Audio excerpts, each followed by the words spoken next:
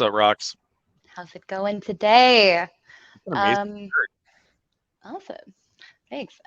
So we're excited to have you all here today to talk about applying the Moneyball method to sales management, a masterclass with Atrium's co-founder and CRO, Pete Kazanjy. Hi. We'll, hey, we'll give a couple more minutes for folks to enter, and then we'll get into the juicy topic. So any upcoming travel plans you got coming up? Well, I am actually in Atlanta right now, which I'm pretty excited about. I had the opportunity to do a little business trip down here from San Francisco to Atlanta. Took the red eye out, which was lovely. And just have been having an opportunity to meet with a bunch of our customers out here. We have like an oddly large number of Atrium customers in Atlanta, and it's just like a really fantastic town with great people. The heat sucks, and it's been torrentially raining with thunder and lightning. So that's a whole thing. But And yeah, it's definitely an experience. that's exciting. And you still managed to keep the Atrium folks happy. I saw the pictures. Looks like folks are Yep. coming out and enjoying it. That's Uh-huh. It awesome. was lovely. Yeah, we have another event tonight, a broader community event. We have we're taking over a bar called Bazati, Oh, that looks like way hipper than me. That's not very hard to do. But yeah, I'm pumped. It's gonna be fun. Love hanging out with our customers. Love hanging out with sales leadership and the broader sales community. that's awesome. It was really nice getting to meet a bunch of the folks at the Summit Salon last week in SF. It was great Hmm. to just see everybody networking, getting out again. It was Nice. really lovely to see. Oh man, Sam is here. That's awesome. What's up, Sam? Good to see you. That's absolutely fantastic. All right. Wonderful. Well, let's go ahead and dive into it. Hopefully, folks will keep filing in here. So before we begin, today's event is hosted by the team at Modern Sales Pros. For those of you not familiar with Modern Sales Pros, we're the world's largest revenue leadership community for those in sales management, sales and revenue operations, sales development, and the related supporting disciplines. Our mission is to create an environment for our 27,000 and growing members, excuse me, to answer questions they'd struggle to solve on their own and to help them see around corners that they may not know about. We do that through great live sessions like the one you're about to experience today, through our robust online forum and in-person events. Those of you who aren't previously admitted should now have access to the community. If you don't hesitate to drop our team a note via modernsaleshq.com, and we'll get you in there. And now to our sponsor. Atrium is sponsoring this event today, so I'm going to go ahead and let Pete introduce Atrium himself and the run of show from here, and I'll be back to announce the housekeeping. Wonderful. Yeah, so Atrium, in short, we make salesmen. We make what I like to call data-driven sales management software. I mean, essentially, in short, what it is, it's software that helps sales managers, so AE, SDR managers, AMCSM managers, use data to improve team performance. And so what it does is it continuously monitors dozens and dozens of AE and SDR KPIs and proactively alerts you when something is off with your reps, your teams, and so on. And so what this means is that managers can get to coaching insights about their reps faster and drive positive behavior change and win. And so the great thing about all of this is it only takes 2 minutes to set up through a read-only connection to your Salesforce account. So you can just set it up for yourself. Hop on over to atriumhq.com and set yourself up a free Atrium account if you'd like, and get on your data driven grind.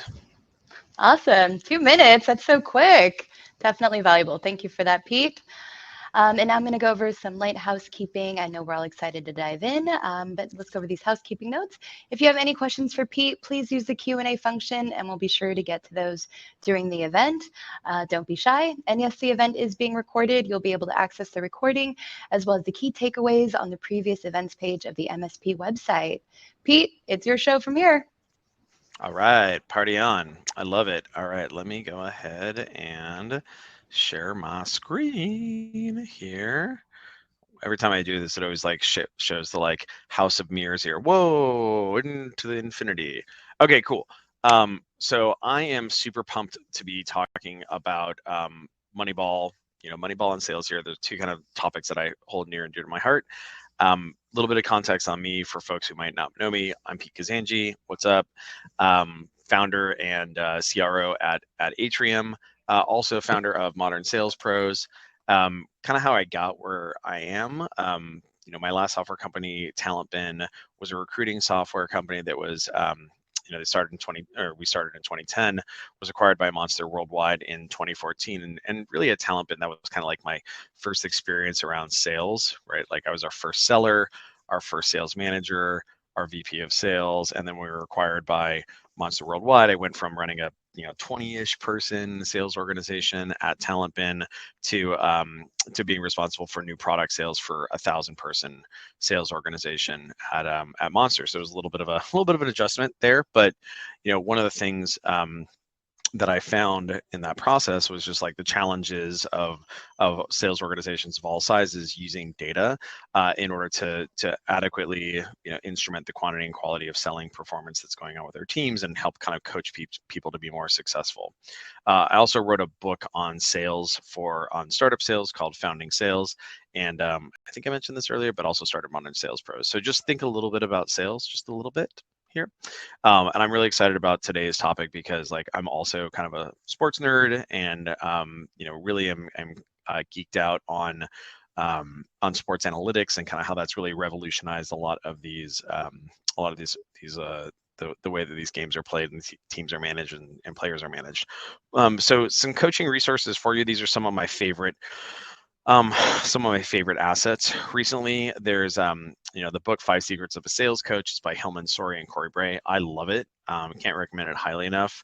It's written as a story, right, as a parable.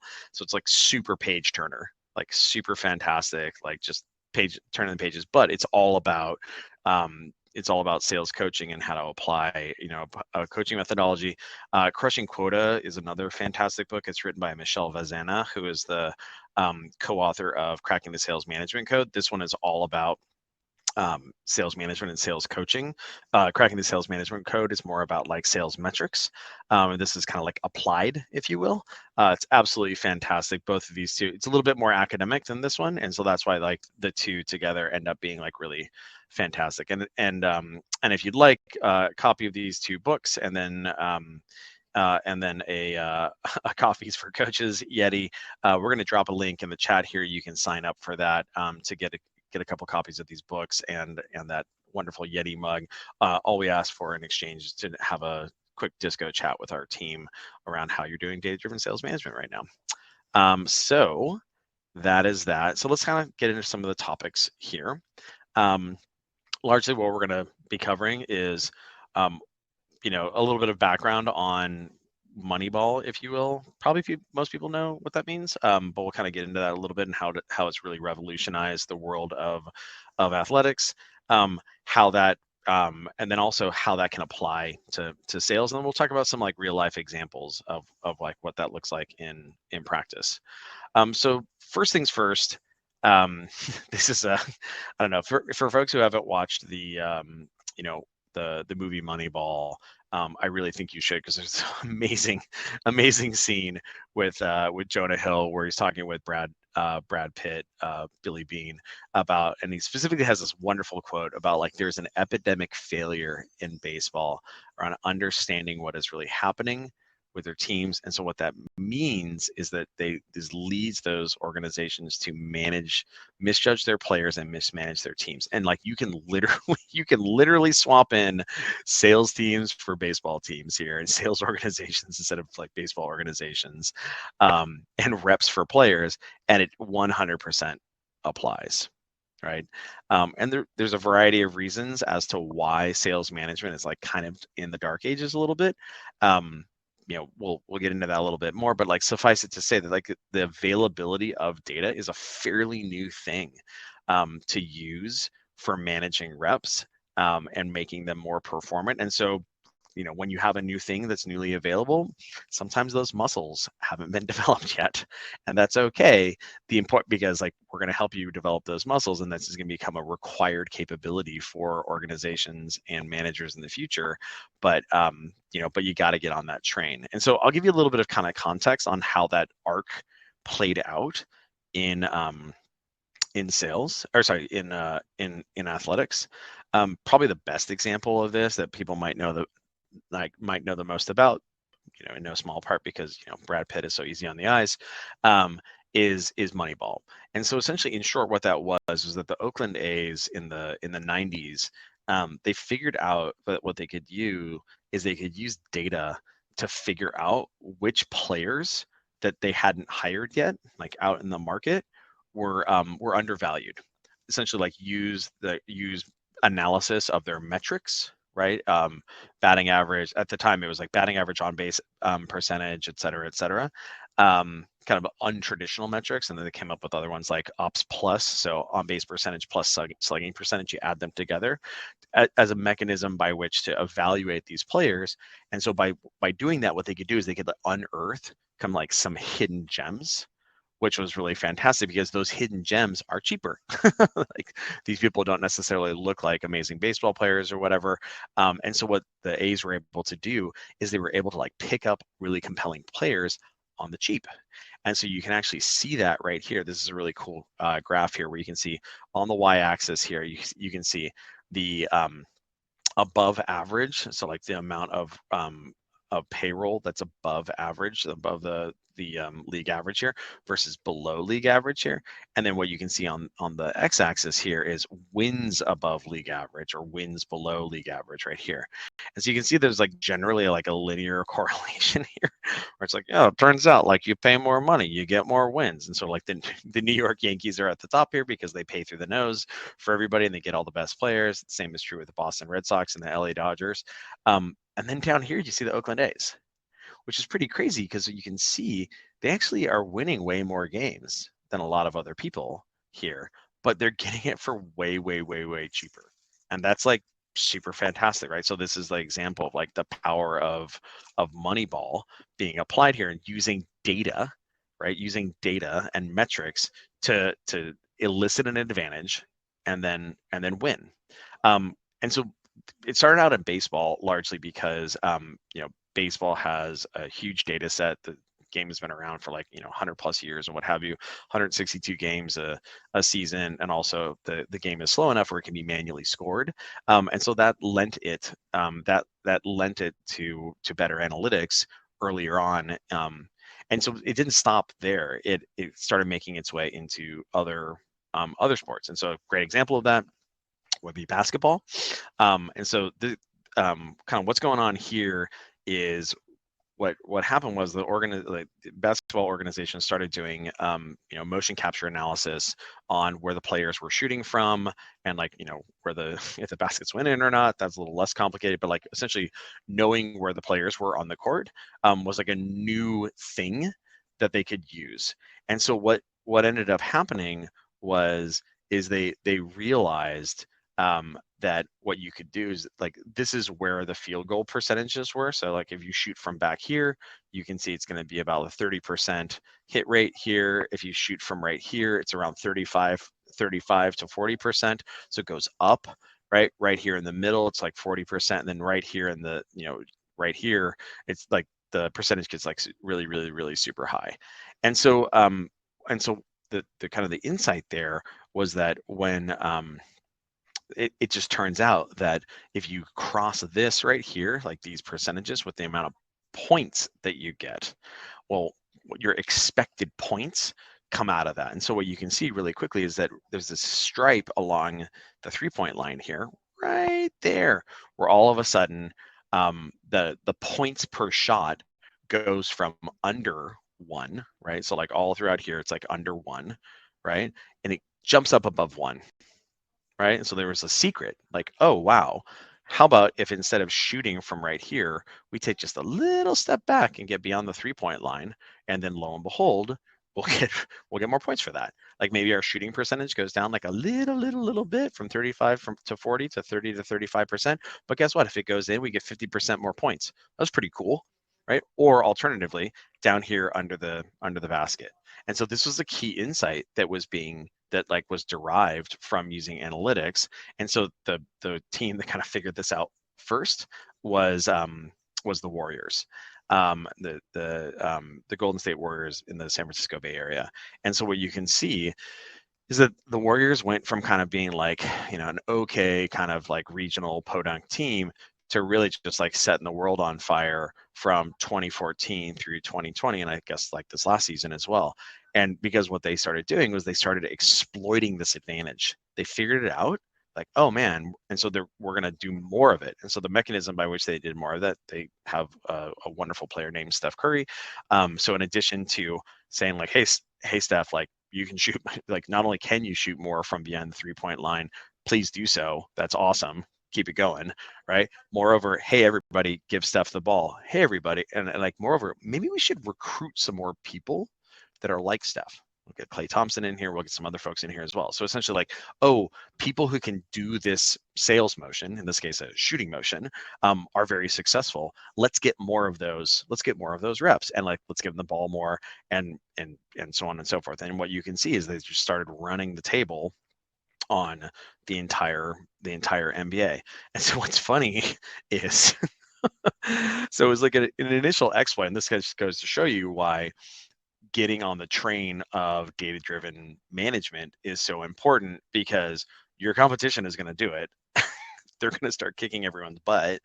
And so you have to get on the train, because if you don't, you're going to get left behind. And so this is literally what happened in the NBA here, whereas you can see this is like the shot distribution in like 2001 versus 2002, like the most common shots.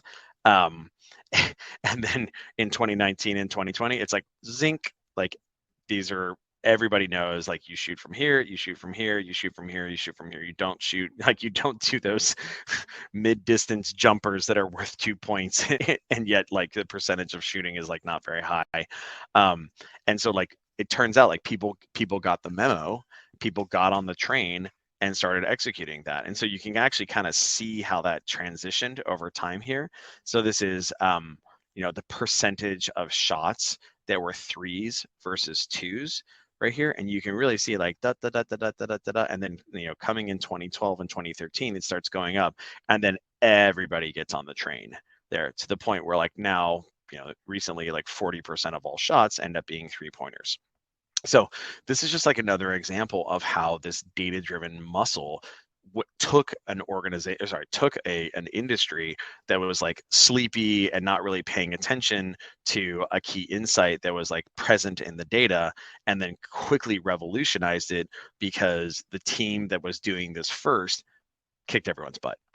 Right? It was like using data as a source of advantage led to a number of championships for the Warriors, and then everybody else got on the train as well.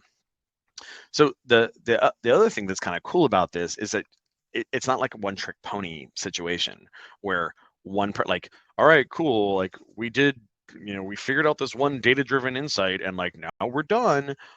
But instead, what ends up happening is that having a data-driven muscle like then engenders the ability to figure out other things. So in baseball, the original application of in baseball, the original application of Moneyball was recruiting, as noted before. And so that was actually like kind of a little bit slower. You'd only have to do it once a year. Maybe you do it like when you're doing trades or whatever. So like the amount of like judgments and kind of like coaching moments that were happening driven by data were probably in like the dozens or the hundreds or whatever.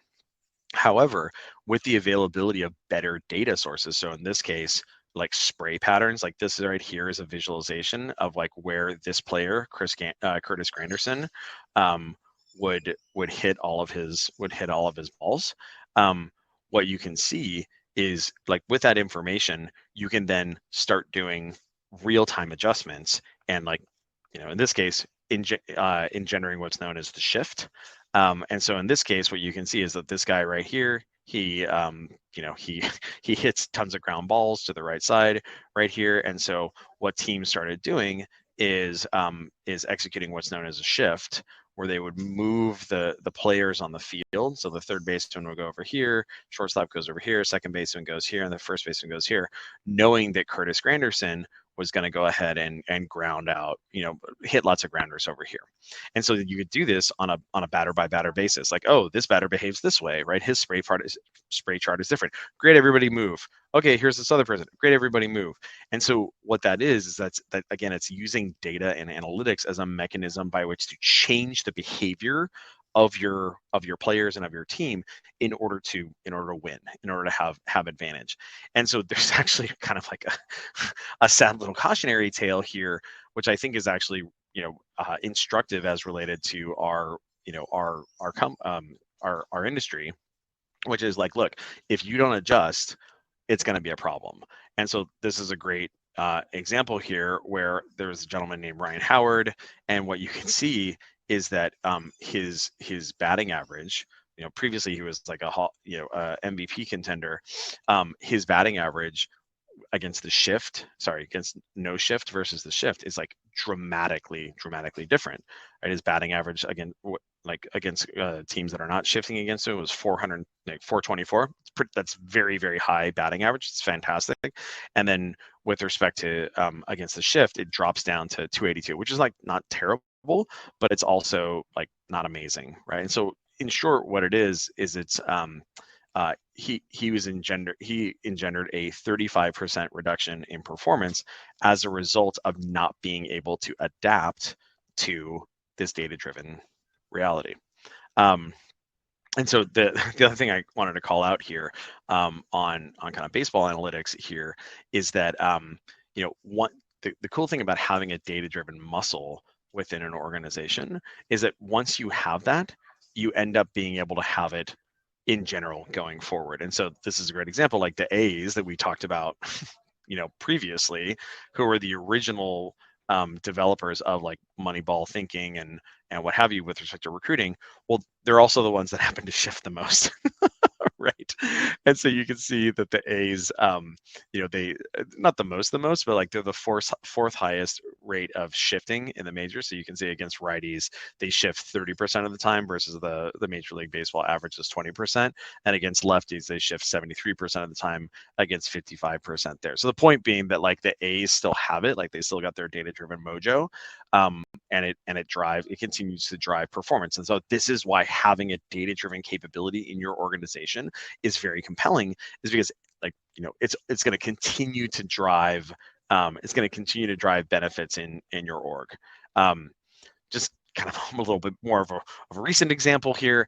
You can actually see this with respect to negative impacts on performance of health things. So in this case, this is a study that was done with respect to impact on soccer players of COVID infections. So what would happen is that you had these soccer players, and after they had a COVID infection, even though they like looked healthy, you could actually see in their performance as measured by like their number of short passes, their number of long passes, their pass accuracy, their ball recoveries, their did they play the whole game, really reduced. And so actually what's kind of fascinating here is you can see the places where they were negatively impacted the most was short passes right here, right? Like dropped down pretty substantially there. Like their pass accuracy was fine. Their short passes, which essentially means like, are they running around? Are they like, are they getting lots of touches on the ball? And then whether or not they played the entire game, those two things were really negatively impacted, which is not surprising given, the COVID negatively impacts people's lungs and makes it such that people are unhappy and can't necessarily don't have the same sort of vim and vigor as they had previously. And then eventually with recovery, thank goodness.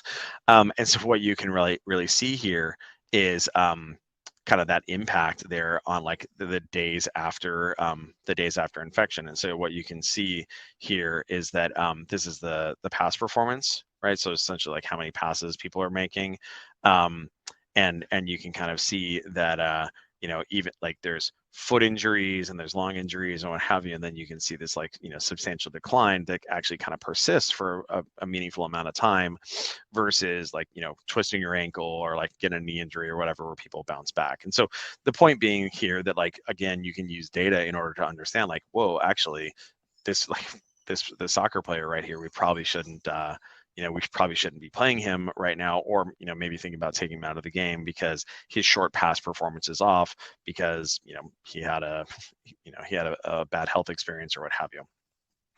Kind of the last thing I'm going to kind of touch on here on sports analytics is what we call like golf Moneyball. And so this is something we have a bunch of our customers really love golf, a bunch of our sales team really loves golf.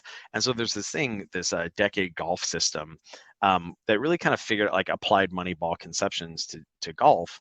And essentially what came out of it was it turns out that most of the time high shot counts really come from bogeys and double bogeys, right? Essentially, like when people, and what that means is like one above par or like two above par, triple bogeys if you're me, right? And so the insight there is that like usually what ends up happening is like when people have really bad golf scores, it comes from things going sideways where they had a really bad hole, right? Or multiple really bad holes. And so the things that ends up driving really bad holes is what's known as birdie hunting. And birdies are, birdie is when you get one under par. But usually what that engenders is people doing more aggressive things or trying to like do behaviors that are outside of their skill profile. Like there's a number of ways that happens. And so like a really good example of this is there's a really famous golf course called Riviera Country Club, and it's kind of set up like this. There's like this sand trap right here, and then like the green is over here. And what you can see is that in this tournament in 2015, this is these are a bunch of professionals too. A lot of people would try to lay up. Right, they would try to lay up, and they try to hit it. They'd say, hey, you know what, I'm going to lay up right here, and then I'm going to approach the green. And so the problem is that they weren't good enough to actually do that. Like people would lay up, and then they would go ahead and like hit it way over here, hit it in the sand trap over here, or what have you. And so instead, the key insight there is like, you know what, like you're not good enough to lay up, just go for it, right? Just go for it on your second shot. Attack the green, and like it can still give you pars and maybe birdies. And so what you can see is that here in 2020, like no one lays up anymore, right? Like no one lays up.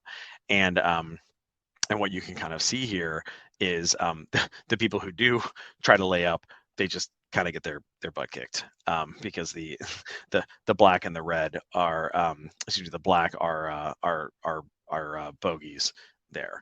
And so like this is a great example of, again, like this is the golf version of this right here, where a key analytical insight that drives better performance in the industry permeates through the rest of the industry, and makes people better. Wonderful, cool. So hopefully what you saw there was like why this stuff matters, because if these people will get paid millions of dollars a year, and there's tons of value at risk. Well, sales is kind of the same way. Maybe a lot of us don't get paid millions of dollars a year, but there's definitely millions of dollars of bookings at risk. And so what's kind of fascinating is that like sales really hasn't undergone that same sort of transition, which is unfortunate because the data is available to do it. And so like what our claim is here at Atrium is that it's really time for folks that join the 21st century and start along the same journey as these athletics organizations undertook. And so there's a variety of ways that you can do that.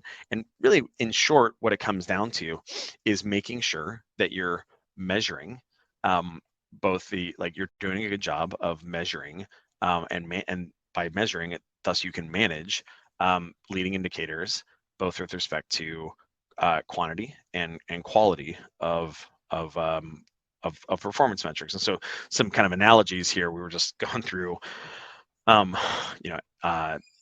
sports analytics there. Kind of the ideas here is like, hey, like you can't just say, hey, I want to take care, like I want to win this game, right? We're gonna win. Instead, the problem is that you have to focus on the inputs there, because like positively impacting the outputs is very difficult. But if you measure the inputs, right, like hits, extra base hits, home runs, or if you're a pitcher, strikes, balls, strikeouts, walks, things like that, and then efficiency metrics as well, like on base percentage or batting average or what have you. Well, now if you're measuring those, now you can understand, okay, this is the reason why we're not winning right now because like we're striking out a lot, or because our on base percentage has deteriorated, or fill in the blank. And so what you have to do is you have to measure that, because then what you can do is you can manage it, right? And the same is true with sales. It just turns out that there is a variety of KPIs that are important, like inputs and outputs, and efficiency metrics for sellers, whether they're SDRs or AEs or AMCSMs, right? Um, and some examples here would be on the SDR side, it might be the inputs might be things like customer facing emails or calls, or unique contacts touch or unique accounts touch. And then more in a more fancy fashion, it might be new accounts interacted with or new contacts interacted with for the first time. And of course, the outputs are less complicated. People are more familiar with that. Would be things like opportunities created or meetings created or pipe created or what have you. And then lastly, there's also efficiency metrics. So oftentimes people say like, oh, you can't measure quality, it's art, etc. It's like not true at all. There are a number of metrics that can be used in order to help us understand the quality of the execution. So in the case of SDRs, that might be email responsiveness rate, or calling, that might be connect rates. It might be the frequency, or like the number of contacts that people are interacting with per account, right? A measure of multi-threading. It might be a measure of the number of touches per account. And then the same, of course, applies to account executives. So the inputs for account executives would be things like opportunities owned or pipeline owned. The inflow would be like new opportunities that are coming into their pipe, new pipe owned. And then the core activity metrics might be things like customer facing meeting volume, number of accounts that are being interacted with. Outputs are what you would expect: bookings, wins, etc. And then those efficiency metrics would be things like win rate, right? Like what's our batting average, or opportunity conversion rates. Where are deals falling out of the pipe for this rep or that rep or what have you? And so by measuring all these things, like once we start measuring them, now we can start improving them. Right? We can understand what's going on. We can intervene. We can fix things before they, we can fix issues before they become a really substantial problem. And this is literally like what we focus on all day long at Atrium. This is why we say Atrium helps sales managers use data to improve team performance, because by measuring these things, you can by measuring them, you can understand where things are good, where things are not so good, and have areas for improvement, and then you can intervene to fix them. Right? That's the important thing, is we want to change behavior in order to drive better performance. And the person who's responsible for that is the sales manager. And it turns out that high performing sales managers are ultimately the difference between success and failure. And where that comes, really what it comes from, is that, yeah, you can get higher rep productivity, but the really, really, really big thing, and Michelle Vazana talks about this in her book, the one in the giveaway, is that their reps are more likely to be top performers. Because what they do is they take the people who are kind of like the middle of the pack, like not the bottom of the pack, but like bottom, middle, and they lift them up. Right? They lift them up through better management. And what that does is it makes it such that more of their reps end up being top performers, which drives higher output of the team in aggregate. And so like that is the act that I'm describing of sales management. Like that's what sales managers are supposed to do. And then moreover, that's what, you should be using data in order to do specifically those things. And so the way that you should be doing that as a sales manager is like, these are the kind of like the required capabilities that a manager should be doing. Like, yes, you should be doing deal inspection and strategy if you're an AE manager, but that's not the only thing. And the problem is a lot of times that's the only thing that managers are spending their time doing. Not surprisingly, because a lot of them are former reps. But instead, what you should be doing, in addition, what you should be doing is tracking progress towards goals. Right. So all these metrics up here that we were talking about, or the subset of them that are most important, you should be tracking progress towards those on a weekly, monthly, et cetera, basis, seeing what the outputs are, seeing how people are pacing. Right. That's an important thing to do on those inputs, not just the outputs. Right? Everybody knows what quota is. That's not a big deal. So then what you should also be doing is bringing data into your one-on-ones, having data-based one-on-ones that are not focused on deal inspection, but instead are focused on, hey, where are the issues in your sales motion? Where are the issues that are indicated by your metrics? Because then what we're going to do is we're going to coach on those and get you better. Monitoring new ramp ends up being an extremely important thing. So when you have new hires that are happening, making sure that they're coming into band from a ramp standpoint, that's where leading indicators become astronomically important. We'll talk about that a little bit here later. And then even for your reps that are all ramped up and on their merry way, like your job as a manager is to sniff out issues, right? Like identify those issues and fix them, and then moreover take what is what's driving top performance for your various top performers, identifying that fingerprint of success and then spreading it across to others on the team. And so the problem, of course, is that the right now we don't really do managers a lot of favors with respect to doing this for kind of two primary reasons. One is manager enablement is kind of an afterthought. It's not super fantastic, usually because manager like enablement resources go to reps first and foremost, and also most managers come from being a rep. Like they were an AE 2 years ago, 4 years ago, 6 years ago, etc. Or the same way as an SDR. And then the second reason why managers aren't as data driven as they should be, or could be, or would like to be, is because the tooling that we give them is really like analytics software that is made for analysts, right? It's Salesforce dashboards, it's BI, et cetera, et cetera. It's like what we call walls of charts. And so it's no surprise that what ends up happening is managers instead kind of like fall back to this. And so instead of doing these things right here, like all these things that they should be doing, instead what they do is they spend their time talking deals, deals, deals, deals, deals. And so what our claim is that this is such an important topic for managers that they should actually, because this like so much value is at risk, they should have their own purpose-made software that is focused on helping them use data to improve team performance. It should have every KPI that they could need, to measure their AEs, measure their SDRs, and then moreover, it should be monitoring those KPIs for them. It should be tracking goals proactively and kind of letting people know how they're pacing. It should be giving alerts saying, hey, you know what, Pete, this rep right here has a win rate problem as compared to his peers. You should pay attention to that. This rep over here is hitting the cover off the ball, has wake up more customer facing meetings than their peers. Oh, by the way, this rep over here, his pipeline hygiene is getting way better. You might like that coaching that you did with him must really be working out.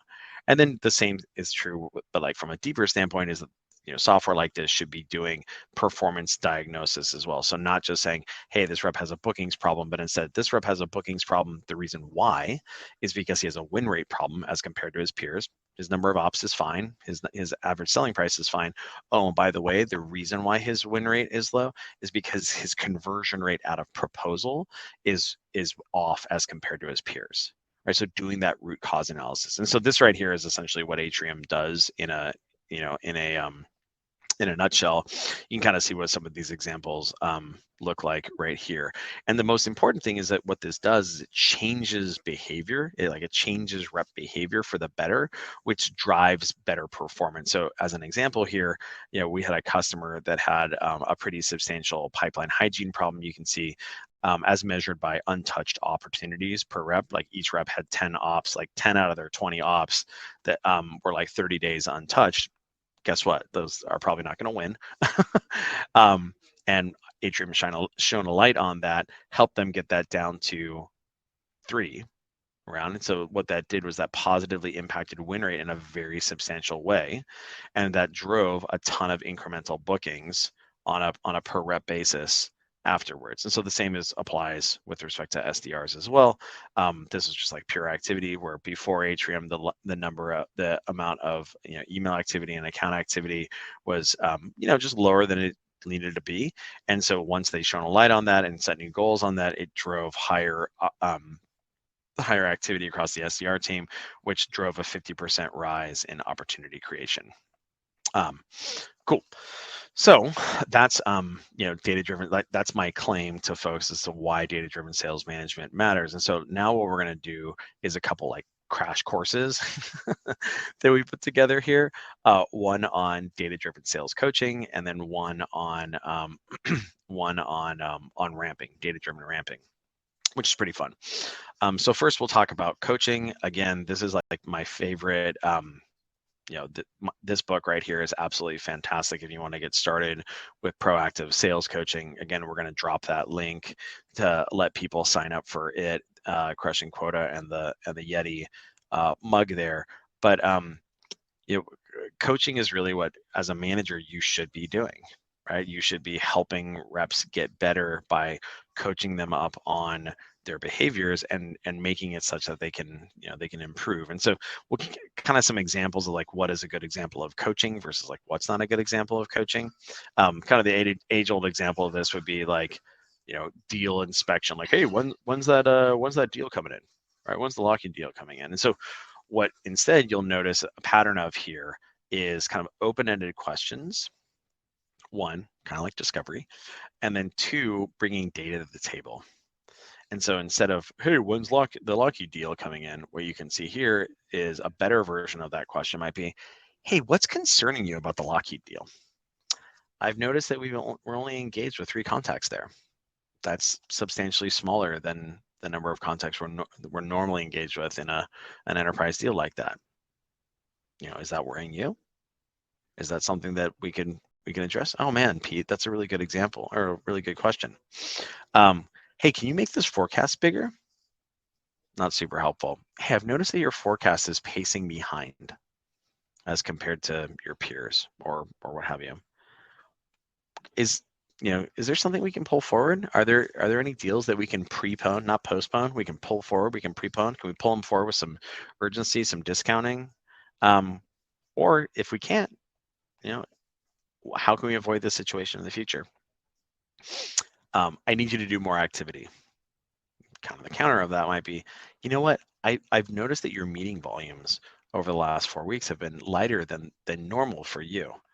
Do you have an idea of what might be contributing to that? So we can address it. Right, so what you can see is that these are open-ended questions here, but importantly, they bring data to the fore. And so what we're doing here is we're using data to observe an issue. Oh, I noticed that your meeting volumes are low. We're having a conversation about it to figure out what the root cause is. We're going to prescribe a solution associated with it. And then what we're going to do is we're going to loop back again in some fixed amount of time, and we're going to see if it's been fixed. Again, using that same metric.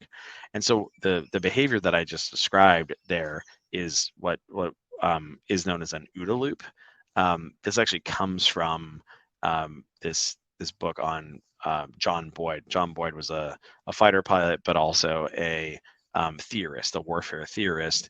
And so what he figured out was that loop that I was just talking about observing, orienting, deciding, and then acting was something that was continuously happening in air-to-air combat. And so the organization, or sorry, the fighter pilot that could do that faster, right? They could do that loop faster, would invariably win. And so this is something that ends up being very popular. This is something that ends up being very popular in startups, because essentially what you're doing is you're constantly trying to figure out the right answer, and kind of iterate your way to success.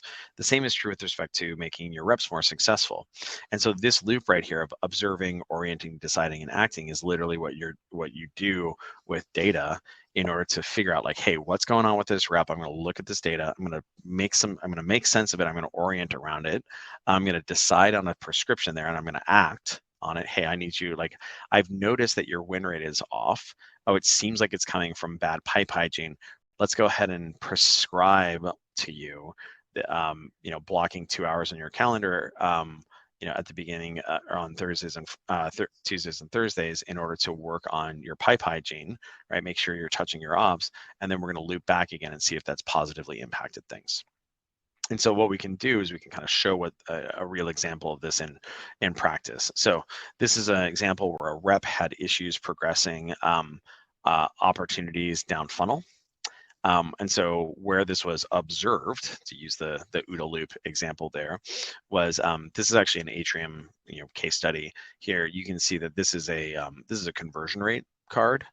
Atrium, this is one of Atrium's hundreds of metrics, where it's the conversion from any stage to the next stage. So these are all the stages down here, and then you can see the conversion rate here from one stage to the next. And so you can see that this rep was struggling with respect to getting his his opportunities out of meeting pending and security review here is a little light as compared to his peers.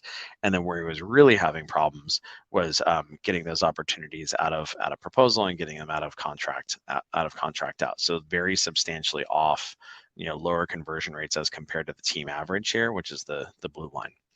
And so now that we observe that, we know that what the problem is, we can fix it, right? And so what happened here was we worked on improving their behavior at the top of the funnel. We need to get things out of the top of the funnel, and you can see the the conversion rate. Again, here's the y-axis here, and this is time for specifically conversion rate out of discovery.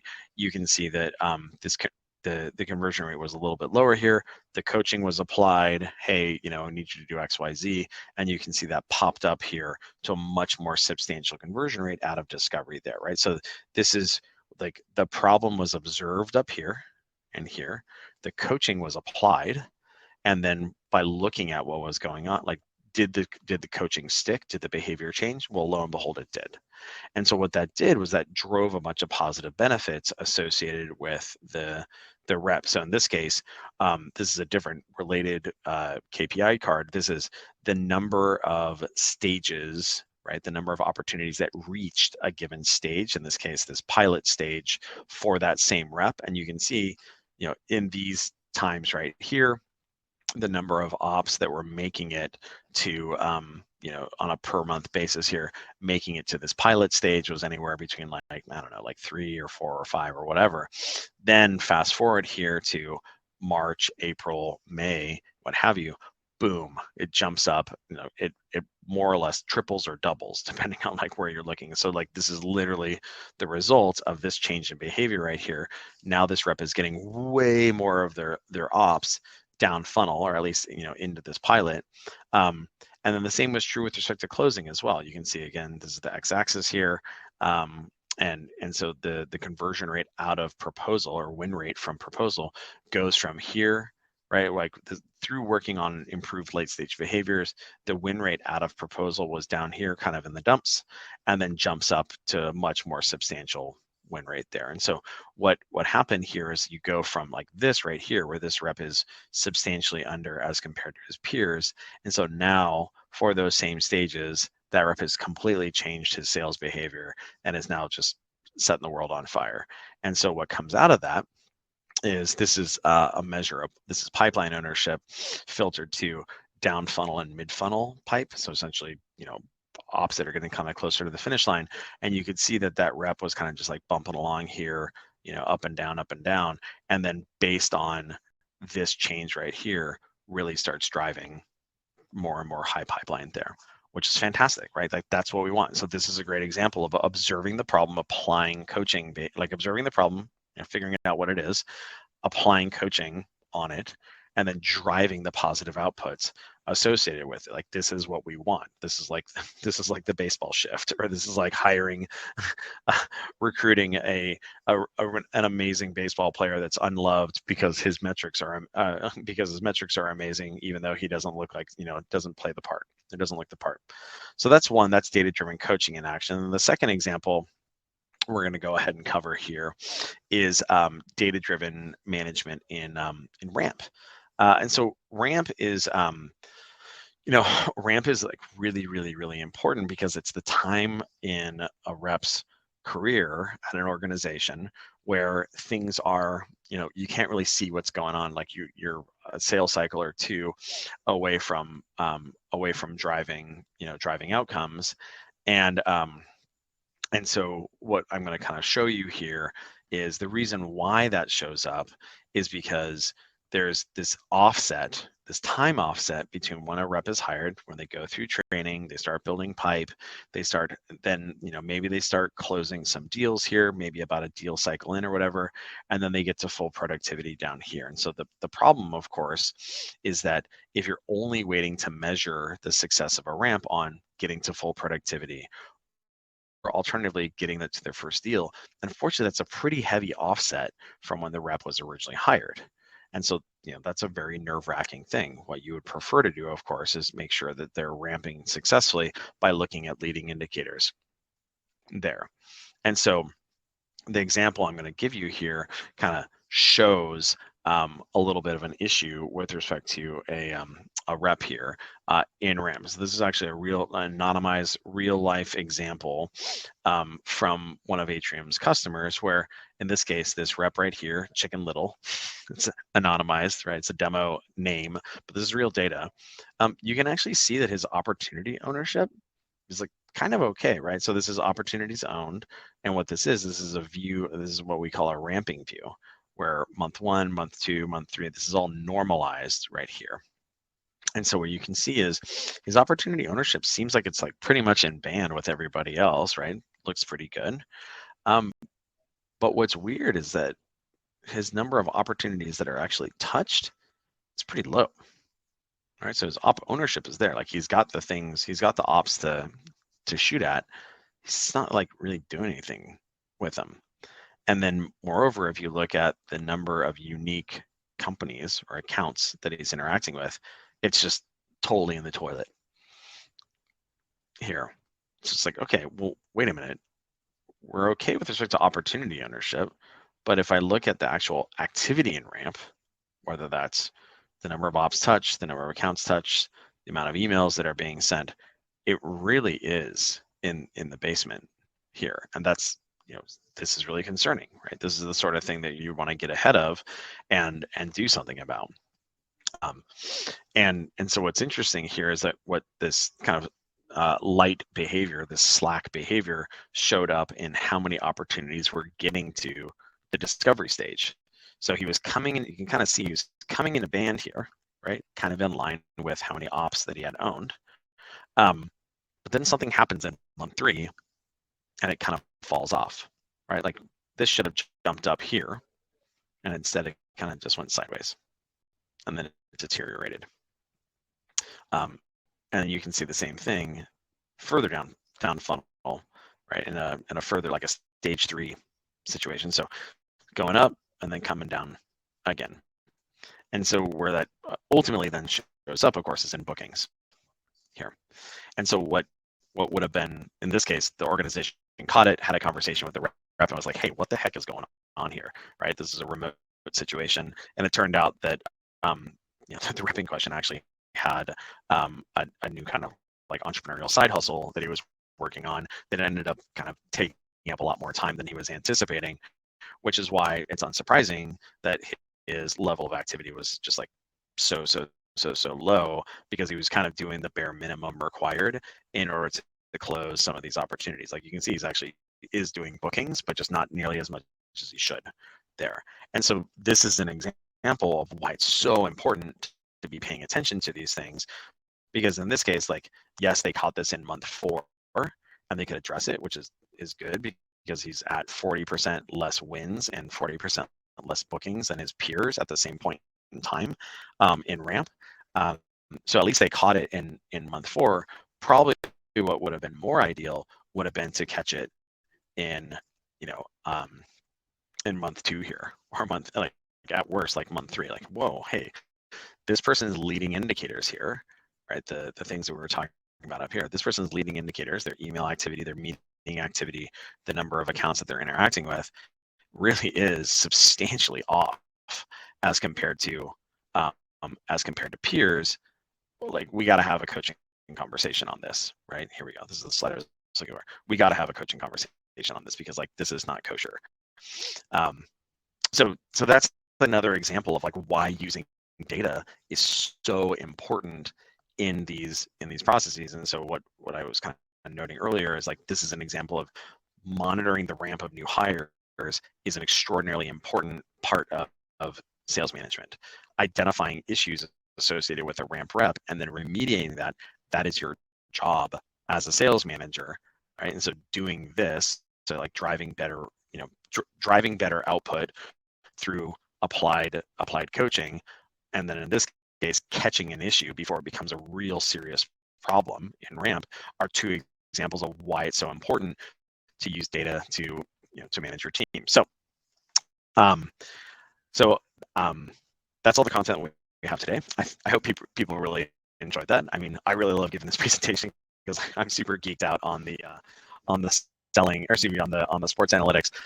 I do highly recommend, if you want to get on your your sales coaching and data-driven sales management journey, go ahead and get yourself a copy of these 2 books. We're going to drop a link here in the chat, along with the ability to get one of these Yetis. It's completely free. We have lots of them. We'd love to send you one, and I think that you'll enjoy it. And then moreover, if this is something that is if data-driven sales management is something that's important to you, which I hope based on what we've discussed, you see like this is the future of sales. You would go ahead and check out Atrium. Go to atriumhq.com. It takes 3 minutes to set up an Atrium account. It's easy peasy, and you'll be on your merry way. So, hi Roxy, you're back. Hi, I am. I dropped a couple links in the chat there, though, so everybody please go and check those out. Thank you so much, Pete, for an informative session on applying the Moneyball method to sales management, a masterclass. Thank you for everyone for attending today's session. To learn more about Atrium, go ahead and head over to atriumhq.com. You'll see the link in the chat right there. And just a reminder, the recordings and key takeaways will be available on the MSP site shortly. Don't forget to check out our upcoming events. We've got a whole lot of more of Pete's masterclasses coming your way. Thanks so much. Awesome to see everyone. Take care.